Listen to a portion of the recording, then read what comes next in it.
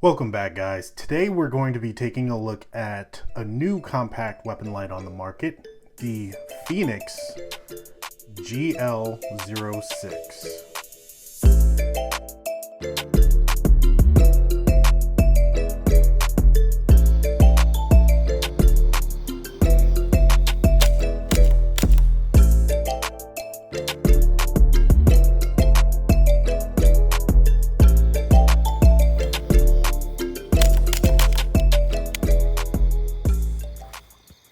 Alright, so getting right into it, the newest in Fenix's weapon lights is the Gl06 or Gl06, the little brother to the Fenix Gl19R. It's bigger light, still compact light, but I will go into a review on that another date, but right now we're talking about the Gl06. Right off the bat, we're going to take this out of the box and go over it a little bit. You don't really get too much inside the box. It's very minimalistic packaging. Here's the light. We'll go into that in a second. You get your charging cable because this does come with a rechargeable battery. It's Fenix's own proprietary battery. We'll talk about that in a minute. You get an extra O-ring with another rail key. You get your warranty card and your instruction manual. So getting right into the light, this is a compact light, fits best on the Glock 19, but it also fits great on the Glock 17. You have a single rail key up front, and then you have your standard rail locking tabs on the side. This is a front-loaded, let's bring this closer. This is a front-loaded battery, meaning that the cap or the flashlight head screws off and the battery is loaded in through the front. This is Fenix's 700 UP.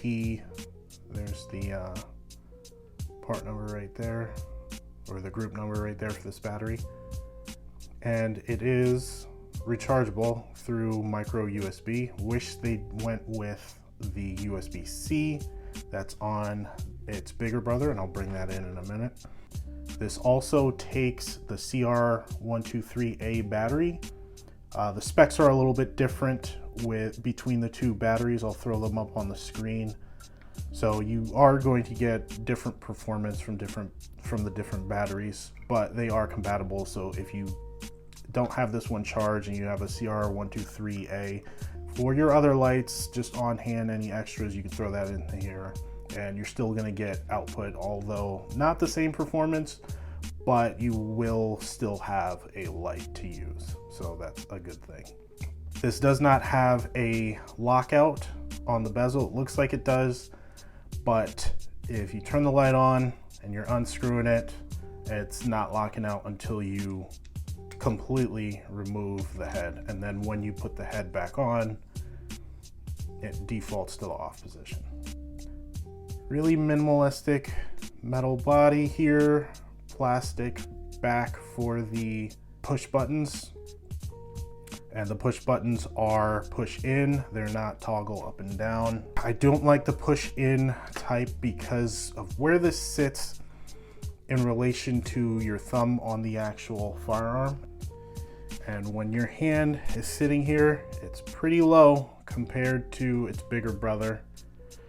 This is not my ideal position for these switches. I wish that they would have kept the activation buttons that are on the GL19. I wish they transferred that over to the GL06. This is a quick detach method of operation, and it is adjustable. So you have your quick detach here, just like the GL19. I'm just gonna bring that in because I keep talking about it and comparing it. So it's the same method of operation. You have your quick detach lever here, and then on the opposite side you have your adjustment screw, so you can just fit a flat head in there. If it's got a little bit of play, you just torque it down. It'll be nice and tight on your rail. It's not going anywhere. The way you change out your rail keys are different. This is a tooled replacement. This one, it has their quick change. So you turn it clockwise and it pops right out. And then if I wanted to change this over to the Glock key, just throw that in there and then turn it. So far, I haven't had an issue with this coming out, but I will say this, when you lock it onto the rail, if you look, that key is barely in there. It's not height, it's not the proper height, and it's not the proper size for the 1913 rail. Whereas my rail key on this, you can't even see it, but it's not going anywhere. It locks it in nicely. But in usage, once you get it on there and you lock it down and you torque this screw, it's not going anywhere. This is barely torqued and it barely moves. Like, that's a lot of pressure I'm pushing on to make it move. So I can torque this down a little bit more and it'll be fine, but I haven't had any issues with this moving. Just one thing that I noticed that was a con for me. Other than that, you have 600 lumens with the 700 UP battery that Fenix provides, and then you have 400 lumens with the CR123A battery.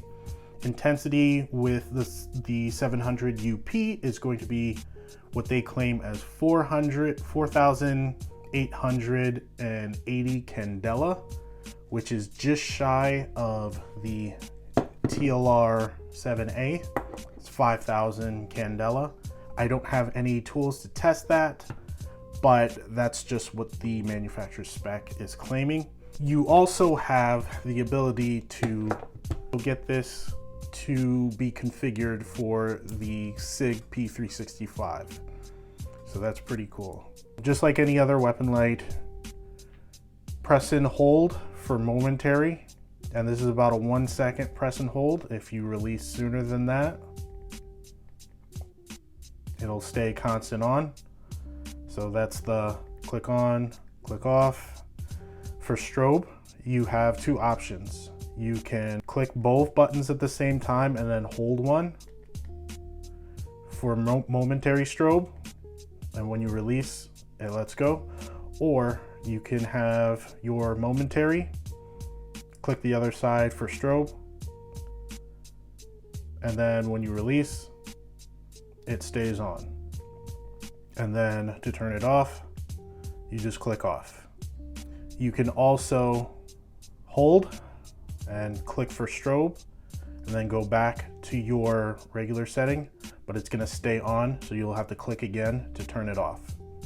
Personally, I wouldn't use strobe for anything because this is a weapon light. Strobe's function, that's debatable, but it seems more suited for an actual handheld than on your weapon light. For charging, when you need to charge this thing, you're just gonna plug it in,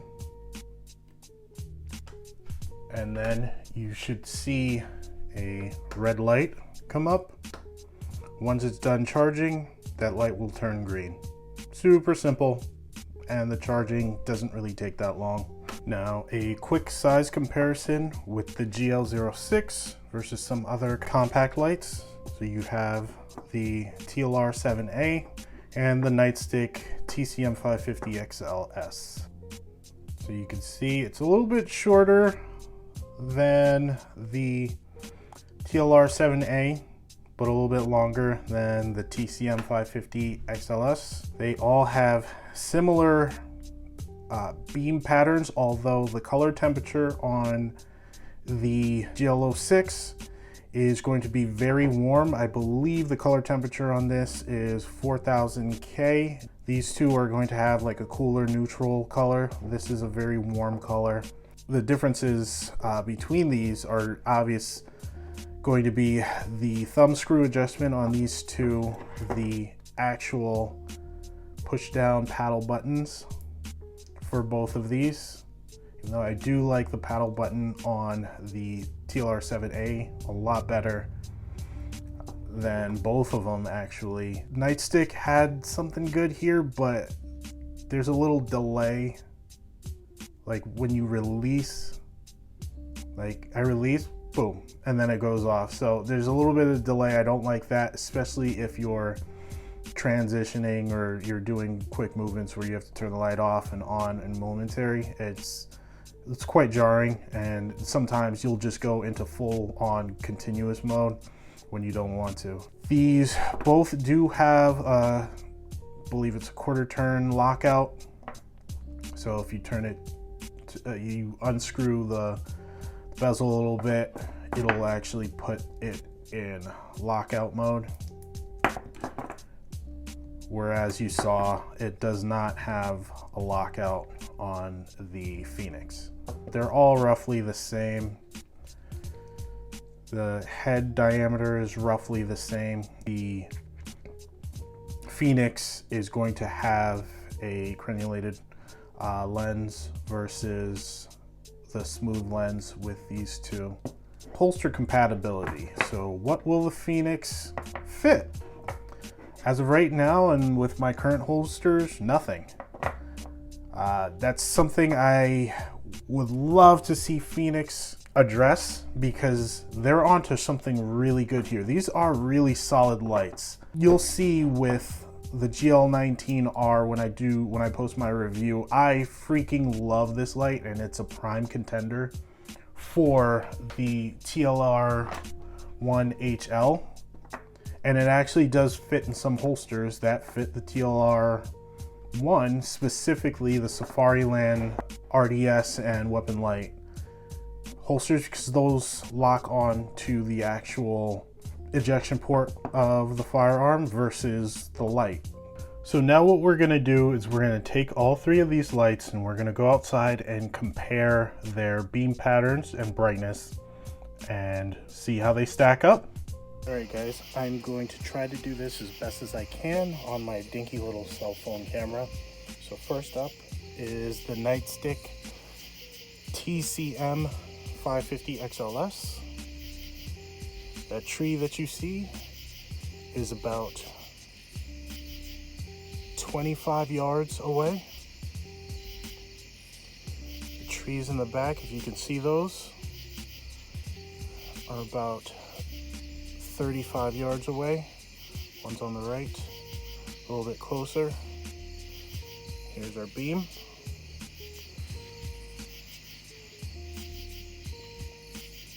The Streamlight TLR7A,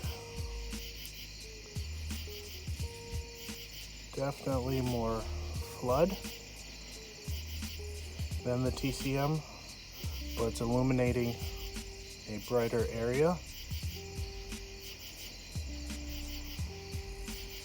The Fenix Gl06, definitely more floody, but illuminating a wider area.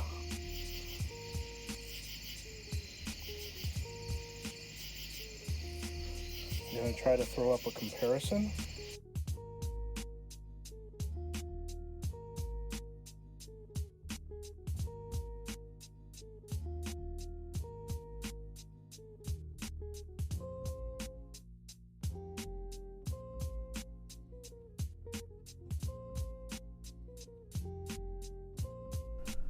So final thoughts on this light. I think this is a really good step in the right direction for Fenix.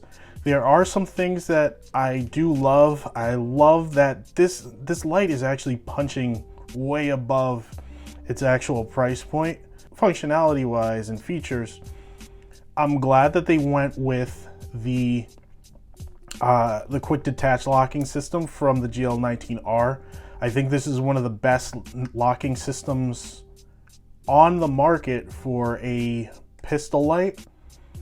The thing that I would change is I'm not too sure about this like swivel quick, toolless thing.